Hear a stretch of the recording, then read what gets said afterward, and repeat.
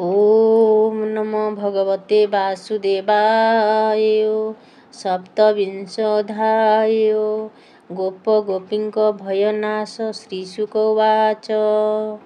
ଶୁଣ ପାଣ୍ଡବ ଚୂଡ଼ାମଣି ନନ୍ଦନନ୍ଦନ କର୍ମ ଶୁଣି ଗୋପୀ ଗୋପାଳ ରୁଣ୍ଡ ହୋଇ କହନ୍ତି ନନ୍ଦକୁ ବସାଇ ମନୁଷ୍ୟ ନୁହେଁ ତୋ ବାଳକ ଏହାର କର୍ମ ମାନ ଦେଖ କେଉଁ ଦେବତା ଗୋପ୍ୟ ହୋଇ ଜନ୍ମ ହୋଇଲେ ଦେହ ବହି ଆମ୍ଭର ବଂଶେ ଜାତ ହୋଇ ଏମନ୍ତ ଦେଖିଲା ତ ନାହିଁ ସପ୍ତ ବରଷ ତୋର ବଳା ହସ୍ତରେ ଗିରିଏ ତୋଳିଲା ନଳିନୀ ଯେହ୍ନେ ଗଜ କରେ ପର୍ବତ ତୋଳିଲା ସଧୀରେ ତିନି ଦିନରେ ତୋର ସୁତ ପୂତନା ପ୍ରାଣ କରି ହତ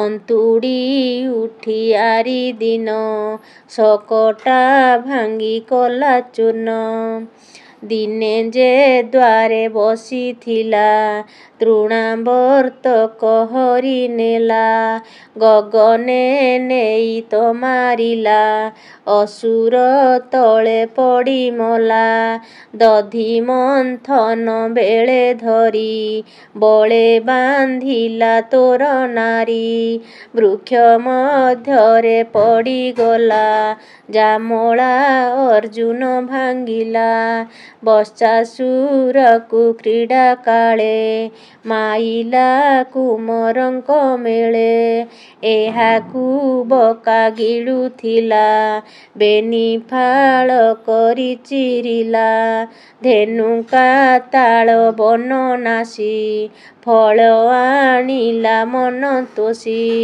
ପ୍ରଳମ୍ବା ଯୁଧେ ମରାଇଲା ଗୋକୁଳ ଆନକୁ ତାରିଲା ଜାଣନା କାଳିୟର କଥା ତାକୁ କେ ଅଛି ସାମରଥା ହେଳେ ଗଞ୍ଜିଲା ତାର ବଳ ଅମୃତ କଲା ବିଷ ଜଳ ଲୋଚନେ ତାର ମୁଖ ଚାହିଁ ଗୋପୀ ଗୋପାଳେ ହୋଇ ବାଇ ଆମ୍ଭର ବଡ଼ଇ ମୁହାଁସ ବାଳକେ ନ ଛାଡ଼ଇ ପାଶ ଏବେ ତୋଳିଲା ଗିରିବର ସପ୍ତ ବରଷ ତୋ କୁମର ଆମ୍ଭେ ପାଇଲୁ ମନେ ଶଙ୍କା ଆମ୍ଭେ ପାଇଲୁ ମନେ ଶଙ୍କା ନନ୍ଦ ତୁ ବନେ ନ ଯା ଏକା କିଏ ଅସୁର ତୋର କୂଳେ ଆମ୍ଭକୁ ଗିଳିବ ଯେ ବଳେ ପଳାଇ ଯିବୁ ତୋର ପୁରୁ ତୋର ପୁତ୍ରକୁ ଆମ୍ଭେ ଡରୁ ନନ୍ଦ ବୋଇଲେ ତାହା ଶୁଣି ଗୋପ ବଚନ ପରିମାଣି ଶୁଣ ସକଳ ଗୋପଜନ ଗର୍ଗ ଋଷିଙ୍କର ବଚନ ପୁତ୍ରର ନାନା କର୍ମ ବଳେ ମୋତେ କହିଲେ ଏକ ମେଳେ ବୋଇଲେ ତୋର ପୁତ୍ର କଥା ଜାଣଇ ଜନ୍ମର ବ୍ୟବସ୍ଥା ଏ ଚାରି ଯୁଗେ ଚାରି ବର୍ଣ୍ଣ ଶୁକ୍ଳ ଶୋଣିତ ପୀତ ଶ୍ୟାମ ପୂର୍ବେ ଏ ବସୁଦେବ ଘରେ ଜନ୍ମିଲା ଦେବକୀ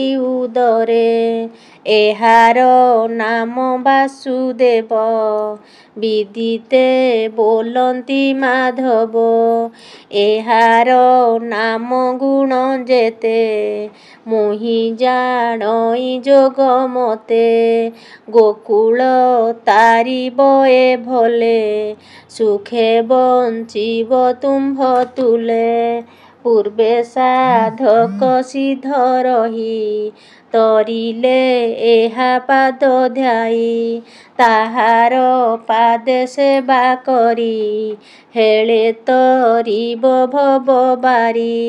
ହେ ନନ୍ଦ ଶୁଣ ମୋ ବଚନ ମନୁଷ୍ୟ ନୁହେଁ ତୋ ନନ୍ଦନ।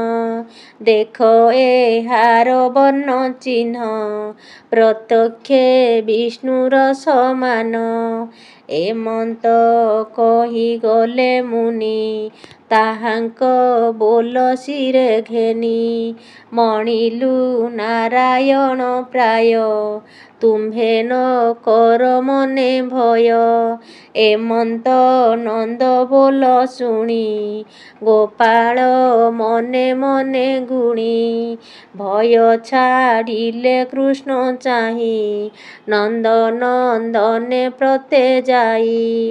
ଆନନ୍ଦେ ଆଲିଙ୍ଗନ କରି ମାୟା ମୋହିଲେ ନର ହରି ଗୋପାଳେ ହୋଇଲେ ହରଷ କୃଷ୍ଣ ନାଇଁ ହସ ହସ। ଆନନ୍ଦେ ଶିରେ କର ଦେଇ କହନ୍ତି କୃଷ୍ଣ ତ୍ରାହି ତ୍ରାହି ବାସବ ତହିଁ ଯେ ତାରିଲା ପର୍ବତ କରେ ଉପାଡ଼ିଲା।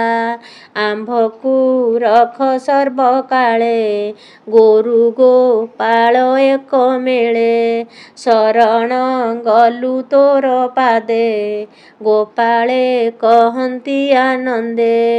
ହରିଚରିତ ସୁଧା ବାରି କର୍ଣ୍ଣ ଯୁଗଳେ ପାନ କରି କହଇ ବିପ୍ର ଜଗନ୍ନାଥ ସୁଜନ ହିତେ ଭାଗବତ। ଇତି ଶ୍ରୀମଦ୍ଭାଗବତେ ମହାପୁରାଣେ ପାରମହଂସ୍ୟା ସଂହିତାୟା 82 ଦଶମ ସ୍କନ୍ଧେ ଗୋପଭୟନାଶନେ ନାମ ସପ୍ତବିଂଶୋऽଧ୍ୟାୟଃ। ଓಂ ନମୋ ଭଗବତେ ବାସୁଦେବାୟ।